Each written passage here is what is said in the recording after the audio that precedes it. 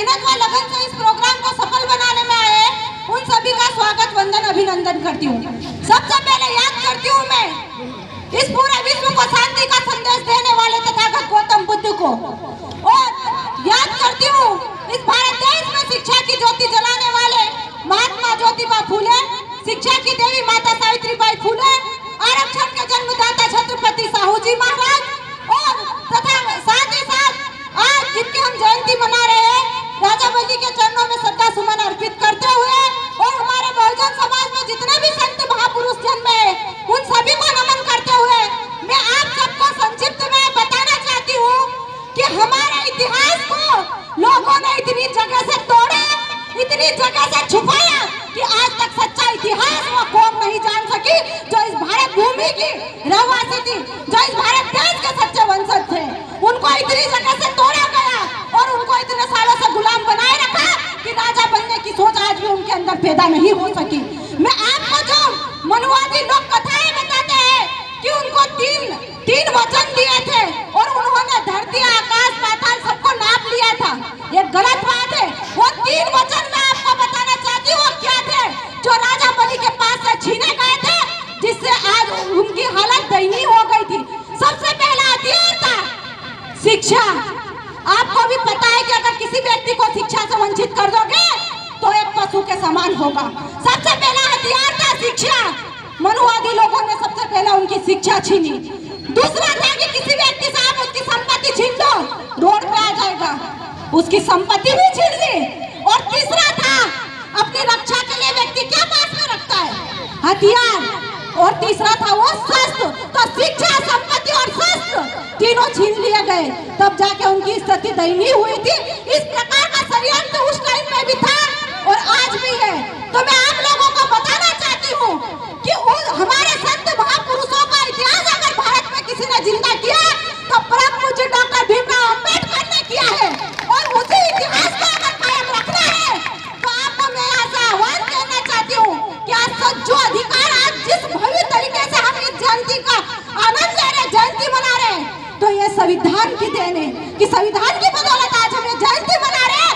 और संविधान से इस देश के हर नागरिक को स्वतंत्रता मिली है, चाहे वो किसी भी वर्ग का हो।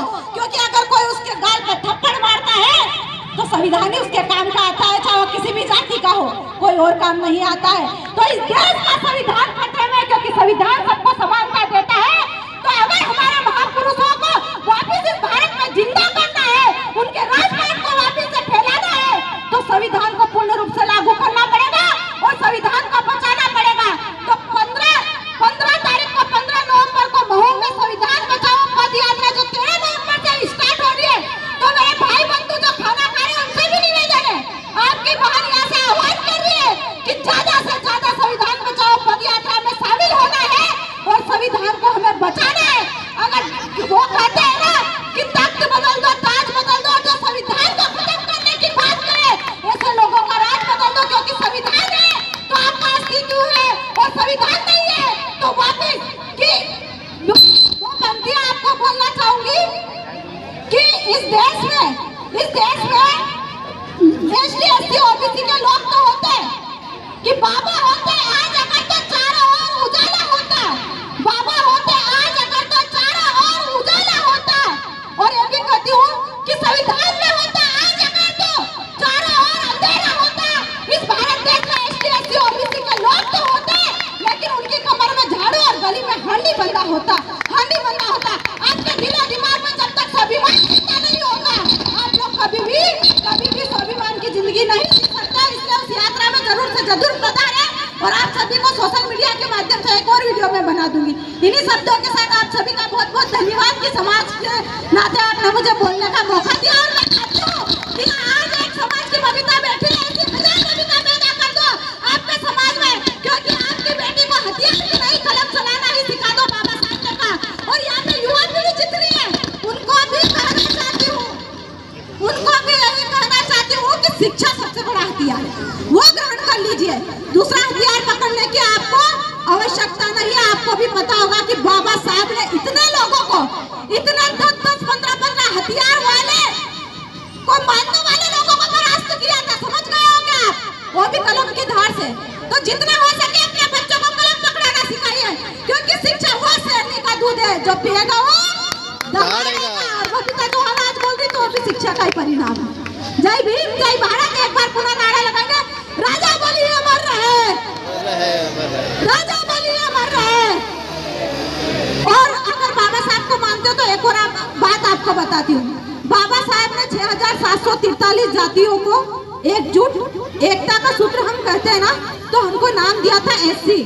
जब तक हम आपस में अबड़ाते रहेंगे तो दूसरे को तो उंगली कर ही नहीं सकते कि वो छुआछूत करता। सबसे पहले अपने अंदर की छुआछूत को बंद करो आप। एसटी एससी ओबीसी जो भी वर्ग दिए उसमें बहुत सारी जातियां, लेकिन हम फिर भी अबड़ाते हैं एक दूसरे से। तो अगर बाबा साहब को मानते हो, लेकिन अब उनकी बात को भी मानने लगो, अमल करने लगो, तभी आप लोग संसद पे राज कर पाओगे, वरना दलने ही बने रहोगे। जय भीम जय भारत जय संविधान।